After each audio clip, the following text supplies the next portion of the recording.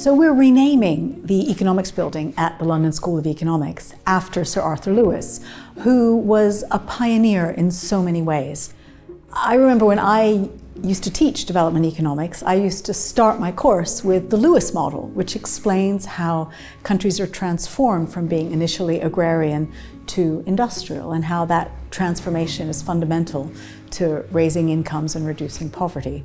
So he was an intellectual pioneer, but he was also a personal pioneer. He was the first black professor in the UK in the 1930s, which was a remarkable achievement. And so he's quite a heroic figure for all of us in economics, and of course went on to win the Nobel Prize in economics.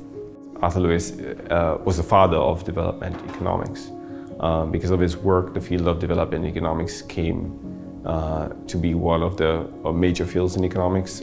Coming up against so many obstacles at the time, it is incredible that he was able to achieve what he achieved in the field of economics and in society in general.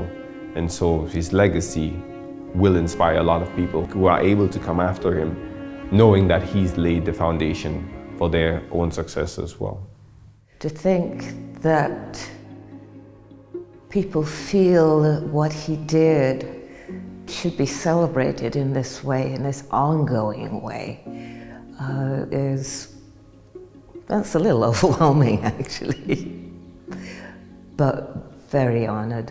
I actually, unfortunately, didn't get to meet my grandfather. So the way I get to learn about him is by participating in events like this.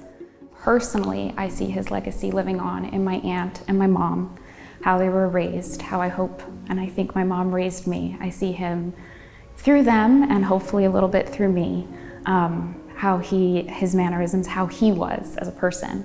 But then I also get to see his mind at work, essentially, which is, I think, a very unique thing.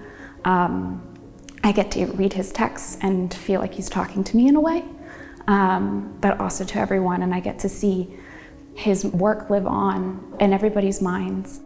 This event means a great deal to me because it is giving the name of somebody who had huge achievements in economics, which is so central to the school, but also huge achievements in terms of advancing diversity in the academy and in the UK.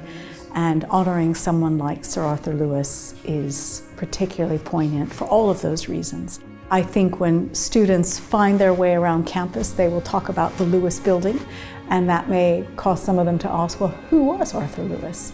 And delve a little bit into the both intellectual and personal history of someone who must have been a very, very remarkable person.